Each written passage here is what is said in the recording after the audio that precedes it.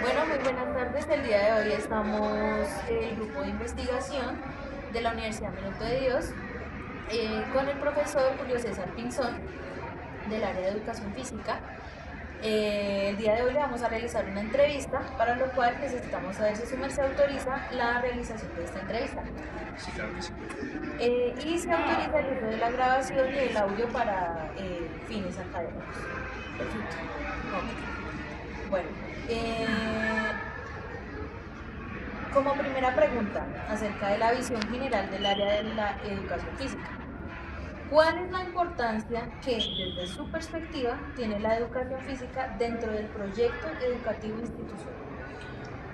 La importancia del PEI en esta institución es muy relevante. Uno, porque tenemos la posibilidad de poder abrir nuevos escenarios de aprendizaje a partir de la actividad física y la salud.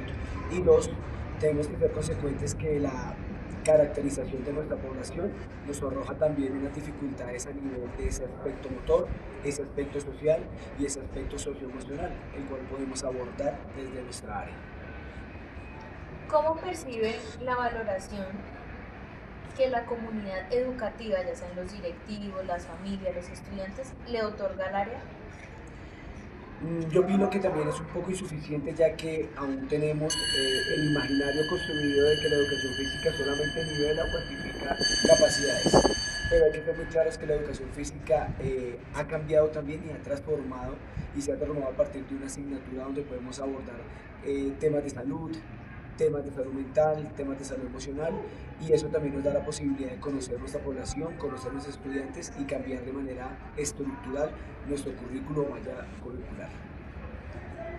¿Considera que la educación física promueve aprendizajes más allá de lo motriz? ¿Y To- cuáles son? Totalmente. Como lo dije anteriormente, la educación física no solamente nivela y cuantifica capacidades físicas, capacidades coordinativas, capacidades para la salud, sino que también es un escenario para hablar de habilidades blandas, habilidades sociales, construir también en valores y lo más importante, que la persona tenga la posibilidad de socializar con su entorno y con sus compañeros. Bueno, continuamos. ¿Qué enfoques pedagógicos identifica en la enseñanza de la educación física en esta institución? Uno de los primeros enfoques que hay que tener claro en este colegio es la posibilidad de que el estudiante socialice e interactúe. En ese orden de ideas, la posibilidad de que el estudiante también reconozca y conozca su cuerpo como un escenario de comunicación, como un escenario de respeto, nos da la posibilidad de que el estudiante, dentro del tradicionalismo, también tenga la posibilidad de construirse como persona en el colegio. Y algo que es muy relevante también es que el estudiante en el colegio es un promotor de salud de su comunidad. Eso nos da la posibilidad también de que ese enfoque se vuelva un poco más constructivista. Bueno, continuamos. ¿Cómo organiza el docente las actividades durante la clase típica?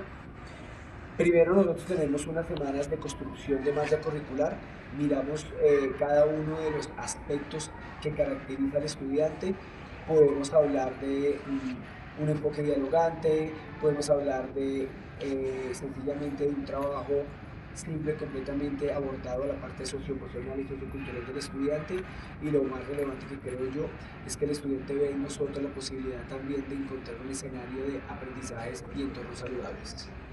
¿Vale? ¿Qué estrategias metodológicas se emplean para atender diferentes ritmos y estilos de aprendizaje? Primero estamos trabajando metodologías activas. En estas 20 ideas tenemos la posibilidad también de abordar a nuestros estudiantes en diferentes aspectos de la educación física, no solo del tradicionalismo. Tenemos también la posibilidad de llevar al estudiante a escenarios de participación activa, donde él construye su conocimiento a partir de la experiencia, no sin antes hacer un proceso de conceptualización. ¿Cómo se articula la educación física en otras áreas o proyectos institucionales? Tenemos la posibilidad también de interactuar en diferentes áreas. En este colegio interactuamos con 4 que son ciencias sociales, a partir de la parte social del estudiante, socioemocional. También hacemos la parte física, que es con el departamento de ciencias naturales, biología, química, física, matemática, y tenemos también la posibilidad de adentrarnos a la parte tecnológica, en la parte de, vuelvo y lo recalco, tecnología e informática. Lo hacemos a partir de proyectos que el estudiante realice y con los centros de interés. ¿Cómo se maneja la disciplina, la motivación y el clima escolar durante las cargas? Promovemos el valor de los estudiantes, promovemos la posibilidad de que el estudiante esté autónomo frente a su conducta cuando hay de pronto alguna posibilidad de indisciplina. Se aborda con el diálogo, luego miramos nuestro PEI y miramos también nuestro sistema de evaluación, el cual puede repercutir en una nota cualitativa o cuantitativa. Bueno, la siguiente pregunta me gustaría que fuera un poquitico más la profundización, la respuesta. Es, ¿qué prácticas considera más efectivas para mantener el interés de los estudiantes? Primero, la parte motivacional. Segundo, decirle al estudiante el cómo y el porqué de las cosas. Algo que se motiva en este colegio es que el estudiante sepa ser y sepa hacer.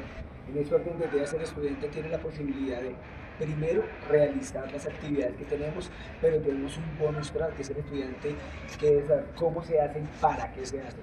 En cuestión de salud, en cuestión de habilidades blandas, en cuestión de habilidades sociales, siempre el estudiante tendrá la posibilidad de saber lo que está haciendo y cómo lo está haciendo y para qué lo está haciendo. Profe, en cuanto al desarrollo motor, las habilidades y las competencias, ¿qué tipo de progresos observan los estudiantes a nivel motor, cognitivo y socioemocional? En el área de educación física tenemos un currículo que inicia al contrario de otros, iniciamos de 11 a preescolar, ¿listo? Tenemos una caracterización de nuestro estudiante de 11 a nivel social, a nivel motor, a nivel emocional. Siempre iniciamos nuestro currículo de arriba hacia abajo. Eso nos da la posibilidad de poder construir el estudiante que queremos. Explico. Si hablamos del aspecto motor, tenemos que ser conscientes que el estudiante de 11 ya debe tener un acervo frente al mismo. Pero entonces buscamos qué necesita el estudiante de grado noveno para pasar a décimo, qué necesita el estudiante de grado octavo para pasar a noveno, dentro de los componentes y dimensiones que usted me expresa. En ese orden de ideas, siempre tenemos la posibilidad de hablar, uno, de la parte psicomotriz en preescolar, esquema corporal en preescolar, todo lo que tiene que ver con la corporeidad en la parte de inicio de primaria, primero y segundo, y empezamos a hablar de patrones básicos de movimiento durante la infancia, hablamos tercero, cuarto y quinto. De ahí nos remitimos luego a las capacidades condicionales, luego nos vamos a las capacidades coordinativas, y el estudiante, a partir de diferentes test, pruebas y actividades lúdicas, tiene la posibilidad también de conocer cómo se encuentra su bagaje motriz, también su parte social, y cuando empezamos a reconstruir al estudiante o construirlo en grado 11, él puede enviar este tipo de situaciones a diferentes entornos, como en la Universidad Minuto de Dios o en universidades donde nos hemos presentado. Teniendo en cuenta lo que su merced acaba de decir, ¿cuáles serían las principales necesidades o dificultades que presentan los estudiantes en cuanto a sus habilidades motrices? Hay que tener en cuenta también el grado de caracterización. Aquí el estudiante tiene muy buenas habilidades motrices porque el entorno se las brinda, pero los patrones sí están un poco más definidos, el patrón de correr, el patrón de saltar. Eso también nos da la posibilidad de poder nivelar y cuantificarlos en unos grados. Nosotros en grado quinto hacemos un diagnóstico de cómo llega el estudiante a bachillerato a nivel motor, a nivel sociocultural y a nivel comportamental. Nosotros en grados sexto y séptimo nivelamos y cuantificamos. Observamos, según lo que nos arrojan los nuestros datos, que el estudiante motrizmente tiene muchas características positivas, pero falla en su patrón maduro. Hay estudiantes que en un test de velocidad de 30 metros, de una edad de 13, 14 años, pueden estar haciendo 3 segundos en 50, 60, que digamos para la edad y para el contexto es muy bueno, pero su patrón maduro de desplazamiento es fatal. ¿Qué decidimos? Primero enseñar el patrón maduro en edades tempranas y luego sí llevarlo a hacer los test con un patrón y con una técnica mejor definida. ¿Existen diferencias marcadas entre grupos, ciclos, edades o géneros? Totalmente. Las edades sensibles nos dan la posibilidad de saber qué capacidad, qué habilidad tenemos que trabajar. Para mí es un secreto que también tenemos que ser consecuentes frente a la edad madurativa del niño y de la niña. Y eso nos lleva también a replantear algunos aspectos en fuerza, en resistencia, los cuales tenemos que tener en cuenta frente al momento de realizar las diferentes actividades o test. ¿Cómo se identifican y atienden las dificultades o rezagos en el desarrollo motor? Primero le damos un feedback al estudiante frente al concepto numérico que sacó. Luego le explicamos en cómo se puede llegar a la mejora a partir de la práctica cotidiana y autónoma. Lo promovemos o lo impulsamos para que el estudiante en su trabajo autónomo, en su casa, en su rato libre, pueda también mejorar ese aspecto motriz y lo traiga luego para que se pueda pulir aquí en clase. Ya como para hacer un poquito más de profundización en lo que estamos hablando, ¿podría usted describir un caso o situación que haya evidenciado de avances o dificultades significativas? Sí, aquí le damos mucha relación a los estudiantes con capacidades diversas. Entonces hicimos acá un trabajo con ellos. Tenemos un niño que tiene primero una parálisis cerebral, también se vincula mucho su parte motriz, tiene deficiencias en su parte motriz y solamente su tren superior tiene la posibilidad de poder ejercer movimiento. El tren inferior ya pues, lastimosamente perdió. Se socializó con la mamá y se nos dio la posibilidad, porque ella lo autorizó, de poder por lo menos ganar un poco en tono muscular en la parte del tren superior. El niño llegó a nuestro colegio en grado octavo. Se le hizo primero un test de flexibilidad, luego se le hizo un pequeño trabajo con cargas livianas, luego se le empezó a adoptar algunos trabajos posturales y el pelado, ahorita el estudiante en grado noveno, pues ya tiene menos cansancio físico al transportar su silla de ruedas y su movilidad, tanto articular como de extremidades superiores, se ha mejorado bastante. Listo, profe. Entonces continuamos. Una de las preguntas que queremos también hacer es ¿con qué espacios cuenta la institución para realizar actividades físicas? Uno, tenemos el patio general. Nosotros distribuimos el colegio porque tenemos, gracias a Dios, el espacio ganado. Hablo del espacio tangible. Tenemos una cancha de fútbol en la cual trabajamos con niños de primaria.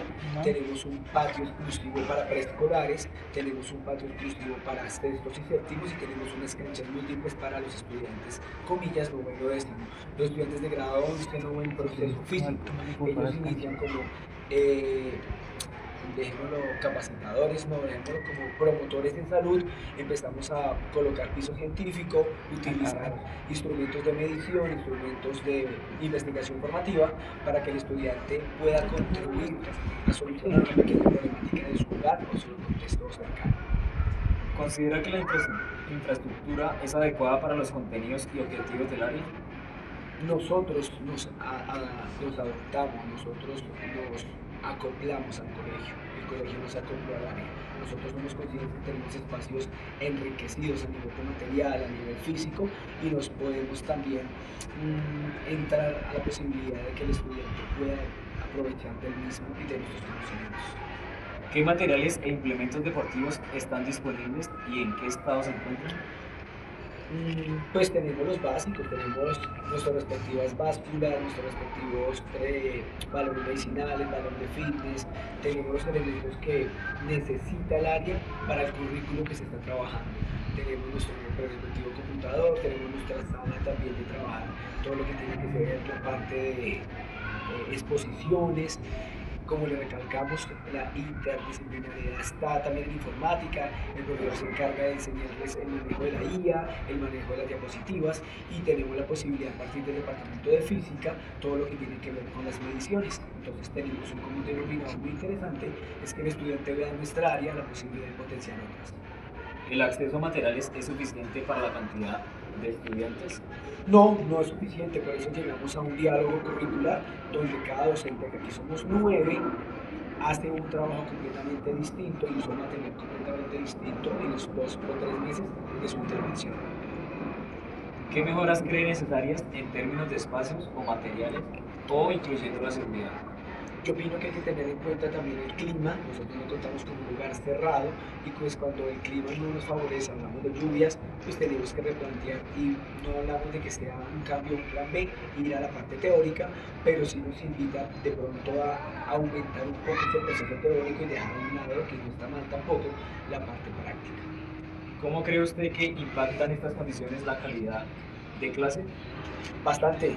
Si tenemos un clima que le favorezca, nosotros tenemos una organización de cada docente donde se tiene que ubicar durante el principio de año su respectiva rotación, y esto nos da la posibilidad de que el estudiante tenga un espacio agradable de aprendizaje, construya su aprendizaje, y 2, pues tenga la posibilidad también de enriquecer esas habilidades no solo sociales, sino también motrices. ¿Cómo se garantiza la participación de los estudiantes con necesidades cognitivas, físicas, discapacidades o restricciones médicas? Llamémosle capacidades diversas. Tenemos la posibilidad de tener un profesional en el campo, el cual nos entrega un estudio caracterizado de cómo viene el estudiante en esas capacidades capacidades diversas que tú dispones. Nosotros tenemos la posibilidad de reunirnos con los padres de familia, la profesional y el docente y hacemos y diseñamos unas actividades para que el estudiante no solo participe, sino se incluya dentro del proceso. Y que fue el ejemplo que le di al estudiante con discapacidad motora. En este orden de ideas, nosotros dentro de nuestro currículo tenemos la posibilidad también de poder ser un poco más flexibles a este tipo de situaciones. ¿Qué estrategias se utilizan para adaptar actividades de diferentes capacidades? Uno, tenemos que ser consecuente bien cómo viene el estudiante. Si es un proceso a nivel de tonificación, ganar un poco en volumen, en masa muscular para un desplazamiento, tenemos unos test que nos favorecen para ello. Cuando el estudiante entra a hacer las actividades, comillas, del cotidiano, aquí decimos del estudiante funcional, tenemos que modificarlas para que él también las realice, pero a su respectiva condición. Entonces, cambiamos un poco los tiempos, cambiamos un poco los materiales y el estudiante está haciendo la misma actividad, pero está haciéndola bajo los parámetros que él puede trabajar. ¿De qué manera se promueve la equidad de género, el respeto, la convivencia durante las sesiones? Lo primero hay que explicar al estudiante que hay unas edades donde se nivela y se cuantifica con el mismo valor. Ya cuando existe ya un grado elevado, hablamos de grados décimos, novenos, 11, se les explica al estudiante que ya tanto la capacidad como la manera, como el instrumento, como el método, se cambia a partir del género. Si es una señorita, pues ya hay unos estándares completamente distintos, así es un caballero. En ese orden de ideas buscamos que el estudiante sea consciente que hay unas edades sensibles para ese desarrollo motriz, social y sociocultural. ¿Qué retos se presentan para asegurar que todos los estudiantes participen activamente? Para nada es un secreto que para el estudiante lo más importante es su nota, pero detrás de esa nota se le puede disfrazar también, o más que todo maquillar, que esto es un aspecto completamente personal y para cuidado y prevención de la salud. Se les explica a ellos, se les hace la enseñanza básica de tomar un signo vital, se les explica el por qué un trabajo funcional aeróbico, por qué un trabajo para que el estudiante empiece a ganar en resistencia cardiovascular, cardiorrespiratoria, cardíaca, se entrega el test de Ruffler y entre esos tipos de test se les explica al estudiante por qué son funcionales para su edad y para su contribución en salud. ¿Ha enfrentado casos difíciles relacionados con la inclusión? ¿Cómo se abordaron?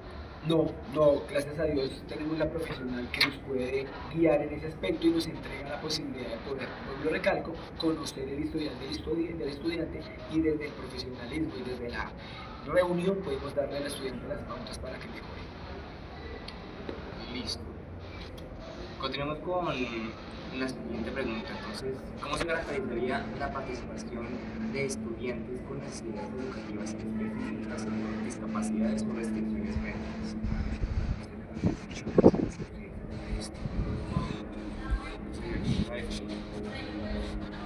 ¿Qué criterios se utilizan para evaluar a los estudiantes?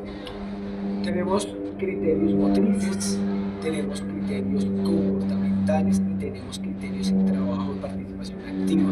Cuando hablamos de los criterios motores, estamos hablando de los baremos que manejan cada test. Si hablamos de los comportamentales, tenemos también una escala que nos pide que el estudiante uno respete su cuerpo y respete el otro. Y si hablamos de esos criterios donde el estudiante tenga que ejercer su participación, hacen parte también de su desarrollo en la clase, su participación activa y cómo esa participación favorece la armonía de la misma. Listo. ¿Qué peso se le da a la actitud, la participación, la mejora individual y las habilidades motoras específicas? Yo opino que todo es porcentualizado, depende de la edad también. No es lo mismo dictarle clase a un estudiante de sexto que todavía su comportamiento a nivel biológico pues tiene mucho que mejorar, a entregarle una pauta motora a un estudiante de décimo que ya es un poco más, comillas, aterrizado a esos aspectos comportamentales. Se le tiene que dar unas matices claras y se debe porcentualizar la nota, pues eso lo hago yo dentro de mi escala de valores. Si yo tengo un grado sexto, no puedo ahondar a que el estudiante se comporte completamente bien porque sus mismas características de edad, sociales, comportamentales, lo va a llevar a que siempre esté completamente comillas, moviéndose, perdiendo la atención, pero su parte motora también la puedo evaluar a partir de solamente generar unas pautas o unas normas. ¿Cómo ¿Cómo se realiza el seguimiento del progreso de los estudiantes a lo largo del año escolar? Tenemos una ficha antropométrica que inicia desde el primer día cuando nos encontramos con él. Tenemos unos tamizajes, unos tallajes y cada una de esas hojas nos da la posibilidad, podemos hablar de una lista de cotejo, el cual el estudiante anexa cada uno de sus datos y al final sencillamente se convierte en su carta de presentación para aprobar o no aprobar. Listo, aquí hacemos como una redundancia. Se utilizan instrumentos como rúbricas, listas de chequeo, diarios de campo o observaciones. Dentro de nuestra malla curricular tenemos la posibilidad de poder, pues me devuelvo porque aquí tenemos un enfoque dialogante. El enfoque dialogante aleja, comillas, un poco la parte motriz del estudiante, pero sí nos da la posibilidad de ver a partir del saber del dialogante cómo podemos manejar este tipo de estrategias. Una de estas, creo que la más viable, es la posibilidad de que el estudiante, comillas, tiene que tener que se entrega al principio, luego en aulas de uso, diseñan diarios de campo con un contexto de caracterizaciones del inicio del corte, y cada uno de ellos tiene sus números y sus valores de su cuaderno que indican si el test no se pudo realizar, por qué se perdió y por qué tiene que entregar los aspectos de mejora. Perfecto. ¿Qué dificultades existen al evaluar la educación? Yo opino que el desconocimiento del estudiante y de algunos profesionales al no entender que hay unas edades sensibles las cuales el estudiante debe tener en cuenta. Dos, el contexto cultural. No es lo mismo, y siempre he dicho que mis estudiantes dictan clase en Bosa, en donde estamos, donde hay un entorno que obliga literalmente al estudiante a exponer sus habilidades casi por supervivencia, a llevar a un lugar donde vive una vida completamente sedentaria.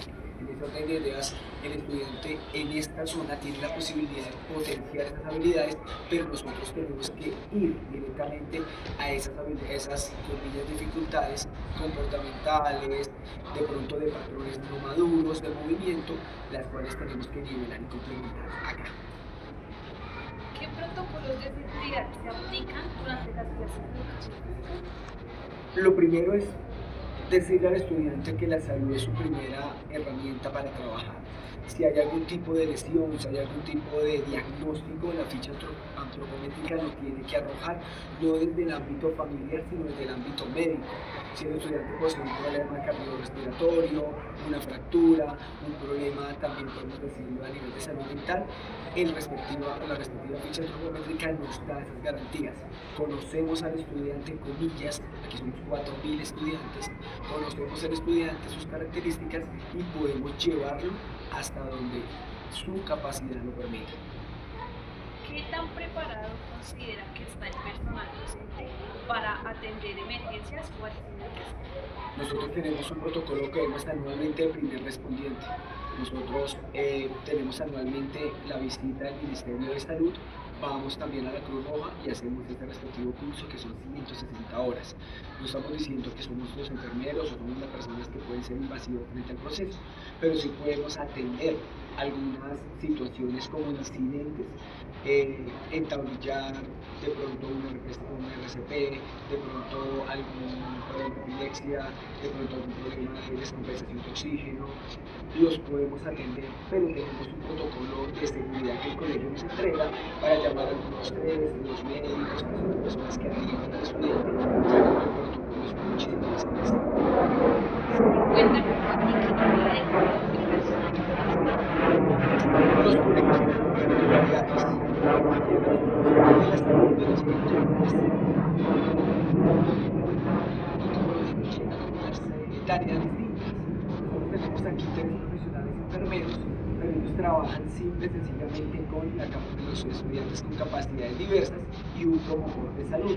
Entonces cuando se presenta este tipo de situaciones, una caída, un esguince, un raspón, una herida abierta, pues ellos no la atienden y estamos nosotros para trabajar desde ahí. ¿Qué tipo de incidentes son frecuentes y cómo se manejan? Incidentes a nivel de accidentalidad, podemos manejarlo cuando el estudiante de pronto está haciendo algún tipo de competencia, de pronto hay alguna no mala intención, un incidente, el estudiante puede caer, puede de pronto tener una, no sé, un esguince, podemos hablar de una fractura. De pronto nosotros tenemos dificultades también, como les recalco, según las edades, ¿cierto? Porque hay estudiantes que de pronto tienen demasiada energía para hacer la actividad y eso conlleva que puedan lesionar a otra persona. Contamos con los escenarios, no decimos que tenemos los mejores, pero sí hace falta mejorar, digamos, en aspectos de seguridad a nivel del material estructural. Y eso nos da la posibilidad, uno, de poder vincular al estudiante y decirle que su autocuidado es primero. Cuando hablamos de autocuidado, él puede cuidar su salud física, cuidar la salud física de su compañero. Perfecto, entonces cerramos con este tema y vamos a llevar las últimas 4 preguntas. ¿Qué aporte considera que hace la educación física al bienestar integral de los estudiantes? No podemos hablar de bienestar integral, no se puede. A nivel científico somos conscientes que el bienestar integral aborda lo familiar, aborda lo personal, aborda lo socioemocional. Nosotros contribuimos, ¿cierto?, a ese aporte, no lo podemos mirar de manera integral. Le entregamos al estudiante su respectivo ambiente de aprendizaje saludable, le damos la posibilidad de que crezca como ser humano, no competimos, aquí la competencia pasa en un segundo de ser plano. Nosotros como educadores físicos lo que hacemos es entregar al estudiante, potenciar unas capacidades para que él al momento de una edad madura pueda hablar de competencia. ¿Cuáles creen que son los mayores logros del área de Poder exponer la salud, poder exponer la salud escolar como un escenario que realmente necesita la escuela. Nosotros tenemos un proyecto que se llama Semana de la Salud y esa Semana de la Salud nos da la posibilidad de que el estudiante conozca y reconozca su papel, tanto como ejecutante como observador de lo que la salud escolar realmente implica y favorece. La mental, la parte física y tenemos aún en este año que es la parte de capacidades diversas. ¿Cómo puedo comunicar yo con un estudiante que tenga una ceguera? ¿Cómo puedo interactuar con un estudiante que tenga de pronto una capacidad diversa motora? Eso nos lleva a que la salud sí tiene un escenario y una cabeza muy importante en el desarrollo del estudiante. ¿Qué reto considera prioritario para mejorar la salud? Salir. Nosotros tenemos la muy mala costumbre de trabajar acá. Hemos ido a la Universidad Libre, a la Universidad Libre, a exponer nuestro trabajo, pero hemos tenido bastantes obstáculos a nivel de transporte, comunicar nuestro conocimiento, llevar nuestros resultados a otros lugares, se nos ha vuelto una carrera muy tediosa. ¿Y qué recomendaciones haría para fortalecer la educación física escolar? Capacitar al docente, no solamente llevarlo al escenario de nivelar y cuantificar capacidades físicas, eso se debe hacer, pero no es 100% nuestra misión. Ser consciente que el estudiante de esta generación está muy aislado de la parte de la actividad física. Unirnos a la tecnología, no podemos decir que la tecnología es nuestro obstáculo, hace parte de nuestra vida, pero tenemos que también estudiar, tenemos que traerla acá y que el estudiante vea la tecnología, los hábitos y los hábitos saludables van a mejorar su calidad. Sería más la participación y la propuesta de vista y pues no se quiere agregar el comentario adicional. Siempre recordar que en la mente de Dios tenemos, que hace parte de la comunidad, tenemos un vínculo muy interesante con el colegio y siempre que venimos acá, mi lema es, nosotros somos licenciados en educación física y tenemos la posibilidad de poder cambiar estructuras, no solamente físicas, sino también comportamentales y cognitivas. Y eso hace parte de nuestro trabajo y nuestro enfoque profesional.